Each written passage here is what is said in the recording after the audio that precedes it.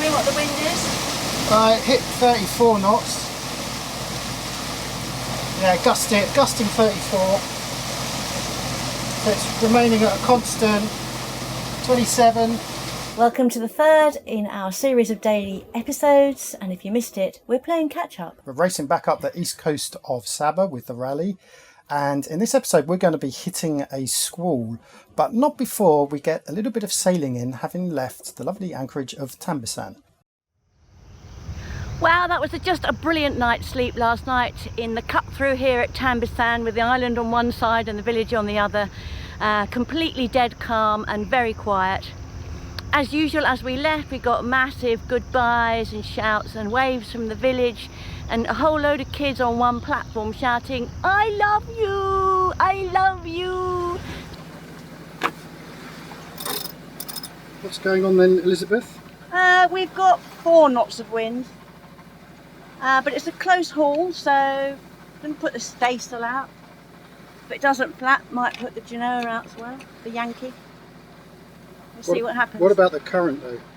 The current's against us, yeah. That's why I'm saying let's try some sails, see if it can help the engine. We're not up to full revs, but we're staying with the pack, so that's what we're going to do. But you need to undo that line, please. I'm the skipper. Get on with it. She's the admiral. 1, 2, 3, I don't know who else to be. 4, 5, 6, like they say I can't be fixed. 1, 2, 3, your attention's all I need. 4, 5, 6, don't let it slip. 1, 2, 3, I don't know who else to be. 4, 5, 6, like they say I can't be fixed. 1, 2, 3, your attention's all I need. 4, 5, 6, don't let it slip. I don't have any favorite, just give me any kind. Even if it hurts a bit, I think I will be fine.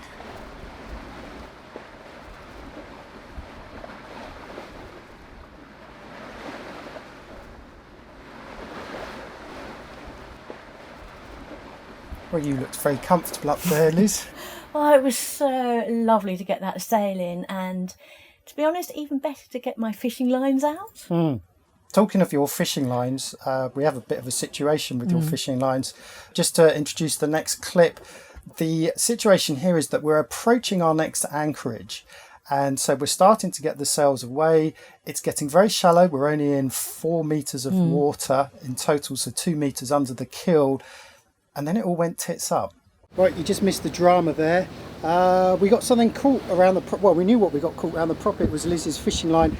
We saw there was a storm brewing, so we wanted to reef the sails, which we did. We ended up doing a 360, and that in turn, the 2 lines out the back got caught up. One of them got caught around the prop. So we had to pull the sails away. I jumped in the water. No time to record it, I'm afraid. Would have made for some great footage. Absolutely rigid, rock hard, look.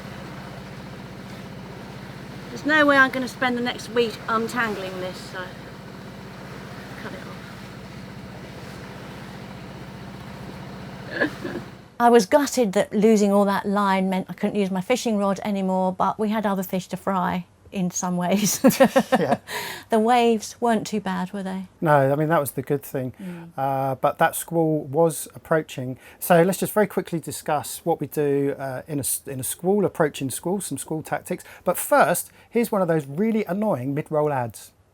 So the tactics that we use when squalls approach, pretty straightforward really. Obviously the first thing to do is to reef, although in this situation it was a bit more difficult because we were approaching this anchorage and turning a big 90-degree turn, so we had all that to contend with. Really the main thing, especially around Asia, is lightning, isn't it? Yes, it's a real worry. We do always make sure the engine's on when we think there might be lightning. Yeah, that's the biggest storm tactic, I'd say, is turn the engine on, because obviously if you get a lightning strike, that could disable your starter motor on your engine. It could freeze up the engine, so it's always good practice to keep that engine on. The visibility is really bad, so we're using radar and obviously AIS. Don't forget, we're surrounded by another 5 boats and the Escom boats as well. And the visibility dropped down to pretty much 100 metres. It was a tricky situation. But the reason why it was all a rush is because we're in quite shallow water here, and that storm is developing into something pretty nasty. Have a look at this. 24/7, all I do is procrastinate, procrastinate. My lesson. 24/7, all I do is procrastinate, procrastinate. Perfection.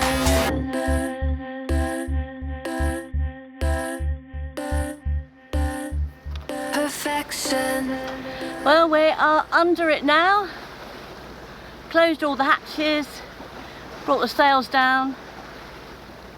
Current against us, so we're not moving that fast. I guess this will just go over us and then it'll be beautiful blue skies on the other side. Or we might just sail right past it if we're really lucky, but it's a bit black up there. Thunder. Well, it didn't decide to miss us. It hit us about 5 minutes after I last spoke. Got the mizzen out and half the mizzen and half the staysail out. Is that just to kind of stabilise us a bit? Yeah, and make use of the gust of winds. Yeah. It's funny, you feel it. You suddenly feel cold air. You look at the scene. You can see it's changed. The wind switched to 180. It's coming straight from over here now, and we got the lines out and put away just in time. Got quite a lot of thunder around us. What's the wind doing? 27. 27 knots of wind coming on our beam, yeah? Yeah. Just behind the beam. Just behind the beam. Sea's flat. 30 knots. 30 knots of wind. But no waves, so that's good. See how long this lasts. Whew. So the viz on the port side is probably no more than 100 metres. Complete whiteout. On the other side, still got a bit of sun, but it's right over the top of us now. Radar. Instruments, that's what we're sailing on at the moment. So, just going to show everybody Jamie's new oilies. They're pretty effective. Yeah, we've got a new sponsorship. This is Musto's next collection from 2021. The truth is, my sailing jacket, which I've had for 15 years, it actually makes me wetter when it rains. It's completely trashed. Haven't had a chance to get another one, of course. So